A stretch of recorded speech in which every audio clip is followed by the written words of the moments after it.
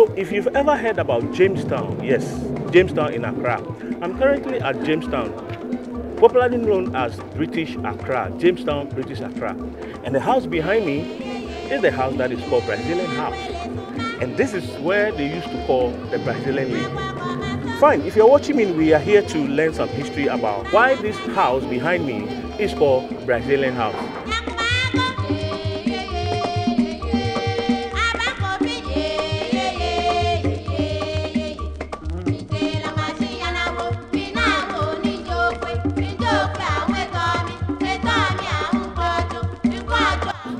Get inside, speak to one descendant of Brazilian people and get to know more about them.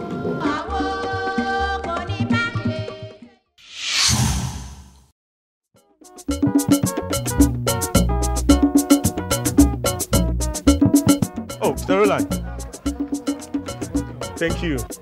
Thank you. We are here to learn more about Brazilian House. All right. So guys, we finally have Mr. Roland here, who is a descendant of the Tabon people, right? Brazil. Who is going to walk us through the Brazilian House. Why this place is called Brazilian House. But funny enough, I came here to realize that this is my family home. We'll talk about that later. Mr. Roland, you're welcome. Thank you. So why this place is called Brazilian House? All right, welcome to Brazil House once again. The reason why this place is called Brazilian House, after the slave trade were abolished, the Ghanaians that were taken from Ghana to Brazil, their descendants come back home after the slave trade were abolished in 1836. And when they came, this is the area when they settled and live. So when you look at outside the street, it's called Brazil Lane. So all the houses on the street was built by the Afro-Brazilians who returned from Brazil. And later they became a businessman. They sold all their houses and went back to Brazil. But one of the leaders who led the 200 delegation from Brazil to Ghana is called Mama Nancy. He married from the local royalty from Otublohum. And he have the one daughter with the Queen Mother's daughter. So he have to leave the property for his descendants, and I'm one of the descendants of the Brazil House. Oh, okay. So what came about with the name Tabon people? Okay, when they returned in 1836, you know, they cannot speak the English, they only speak Portuguese. Okay. So because they are businessmen and they are selling a lot of things, when the local people or some of the Ghana people came and buy something, they greet them, Tabon, it's good. Tabon means it's good in Portuguese language. It's good, it's good. So the people in the local area refer them as the people who speak Tabon language. So that's why they call them Tabon people. Today, as I'm talking to you now, the Tabon people or Tabon community is a very big community in Ghana. For example, the first female Chief Justice in Ghana was born here. She's also a Tabon. And not a lot of people passing through here. Azuma and Nelson, they were all Tabon people. Yeah. So, in fact, the first designers that sew a suit for first president in Ghana, Dr. Kwame Nkrumah, Mr. Damortin, was also a Tabon. Because I learned from history that the people who came, they came along with some of the trades that they learned, which is tailoring, farming, and welding, and all those kind of is fact. The first, what do you call it? In Salaga Market, the first well that was dug in 1836 is one of the returnees who do that well in the Salaga Market. And it's there right now. They do to serve Accra, part of the Ghana states. Yeah.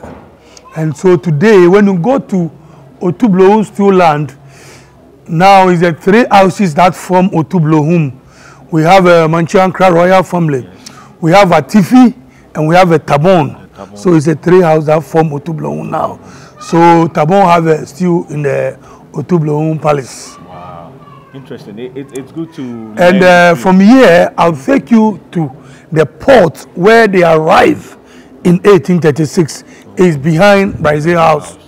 Wow. All right, so guys, let's go there, see it for ourselves, and learn more. I know you've picked something out of this. Let's go to the beach and then see where the first people arrived.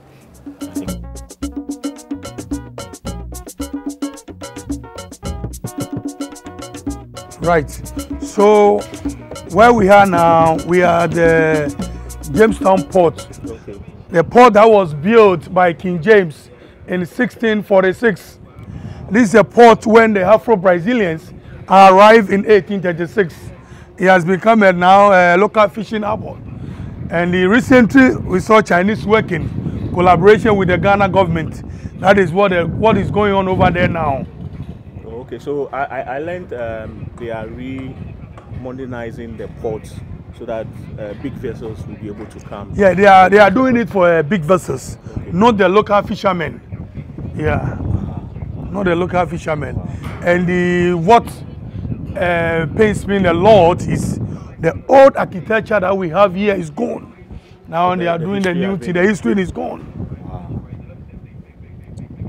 And the recently, when they are doing the work over there, the danger that connects from the Usher Fort and James Fort, the hedge was there and it's appeared. Everybody was the Ghana government can see, man. They have filled it, they have covered it, and it's gone. Oh, no history, wow. And it's very sad. It's very sad. So that was the dunch that was linking Usher Fort to Jamestown. A link from James Fort to Usher Fort to the beach. Wow. The two edges were there, and it is very painful. So, guys, I know we've all learned something new, and this is why this place is called the Brazilian House. And we can all see from behind us where they landed with their boats when they returned from Brazil. And so when they returned, they came with a couple of West African. Oh, okay. For example, Togo, Nigeria, yeah. And then Benin. They are on one ship. Oh, okay. So yeah, when they are coming. When they arrived, others also went back to Togo, yeah, Nigeria. When the ship left Ghana, it went to Togo, okay. Benin, then in Nigeria. Wow. They are all descendants of the returnees from Brazil in Bahia. Wow, interesting. Mr. Roland, my name is Roland Boy. Mr. Roland, thank you so much for educating us. It's a pleasure having you here to at least tell us some history. You are welcome. Thank you so much. My name is Niiayi, aka Ganyumi, the guy who tells stories from Ghana.